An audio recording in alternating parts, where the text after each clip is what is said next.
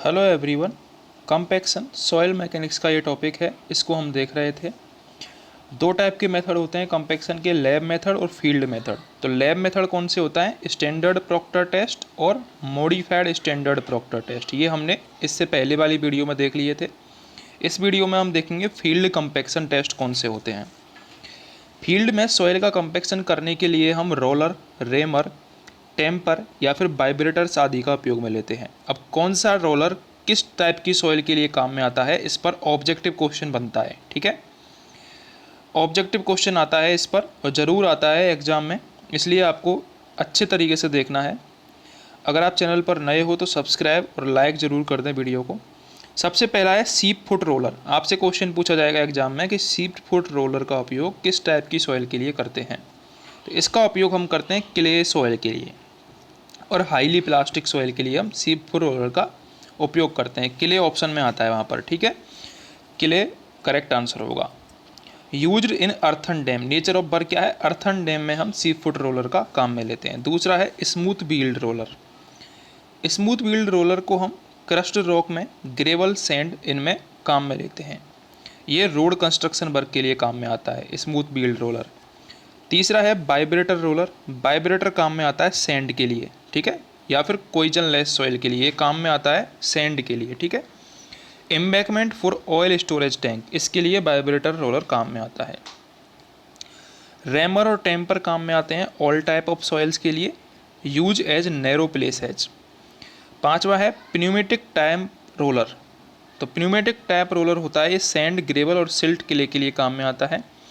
Base, सब base और earthen dam और रोड, इन सब के लिए प्न्यूमेटिक टैप रोलर काम में आता है। ठीक है, मोस्ट इंपॉर्टेंट है यहाँ पर सीप फुट रोलर, ये क्वेश्चन में आता है।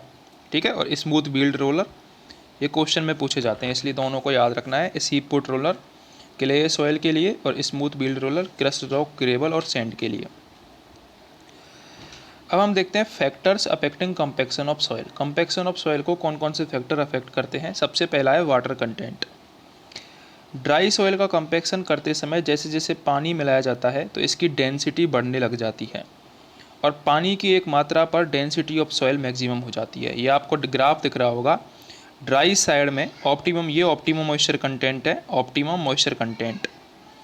इसके ड्राई साइड में जब हम पानी मिलाते जाते हैं तो डेंसिटी बढ़ती जाती है और एक पॉइंट ऐसा आता है जहाँ पर डेंसिटी क्या हो जाती है? मैक्सिमम हो जाती है।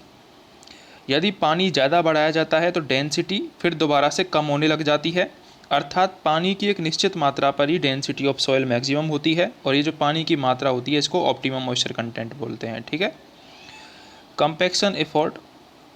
जब किसी सॉइल का कंपैक्शन करते समय यदि कंपैक्शन एफर्ट्स बढ़ा दिया जाए तो सॉइल का ऑप्टिमम मॉइस्चर कंटेंट रिड्यूस हो जाता है।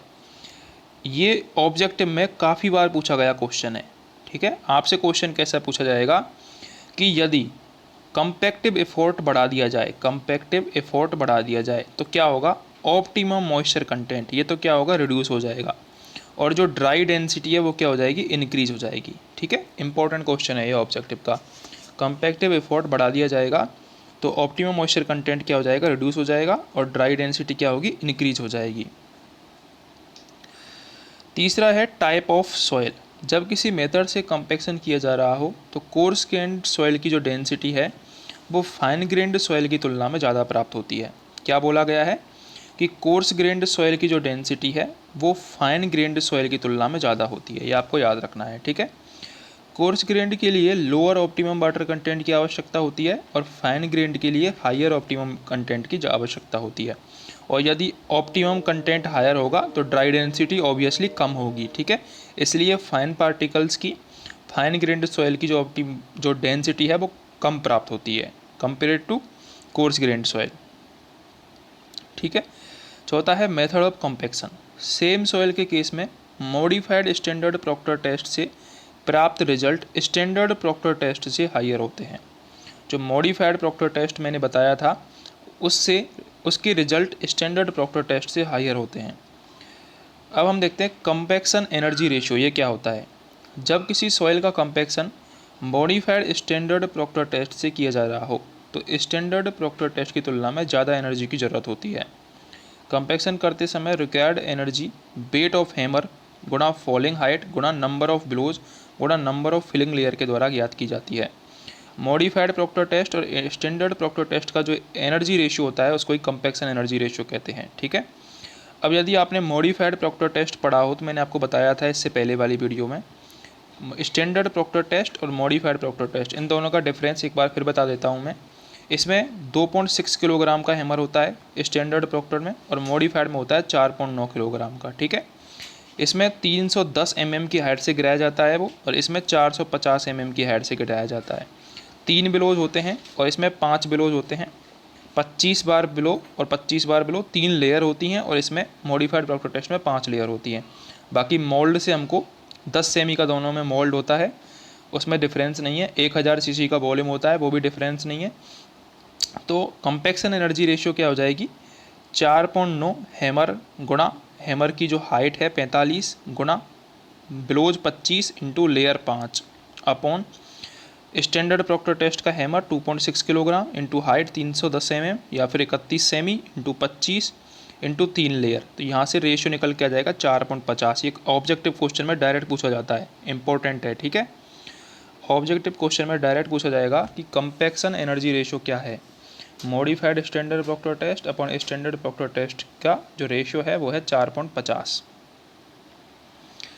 ये आपको डायग्राम दिख रहे होंगे ऑप्टिमम मॉइस्चर कंटेंट पे डिफरेंट। तो ये है मॉडिफाइड प्रोक्टर टेस्ट का, स्टैंडर्ड प्रोक्टर टेस्ट का। ठीक है, सिल्ट के लिए मॉडिफाइड प्रोक्टर टेस्ट का और सिल्ट के लिए स्टैंडर्ड प्रोक्टर टेस्ट का।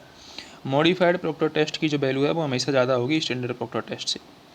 सेम सॉइल के केस में लेबोरेटरी रिजल्ट हमेशा फील्ड रिजल्ट से हाई होते हैं, क्योंकि लैब में कंपैक्शन के लिए काइनामेटिक लोड लगाया जाता है और फील्ड में स्टैटिक लोड लगाया जाता है। ये दोनों आपको कंपैरिजन याद रखना है कि लैब में तो हम कौन सा लोड लगाते हैं, काइनामेटिक लोड लगाते हैं। ठीक है, और फील्ड में हम स्टैटिक लोड लगाते हैं, इसलिए लैब वाले की वैल्यू ज़्यादा आएगी हमेशा। अगर आपको वीडियो हेल्पफुल लगी हो तो चैनल को सब्सक्राइब ज़रूर कर दें।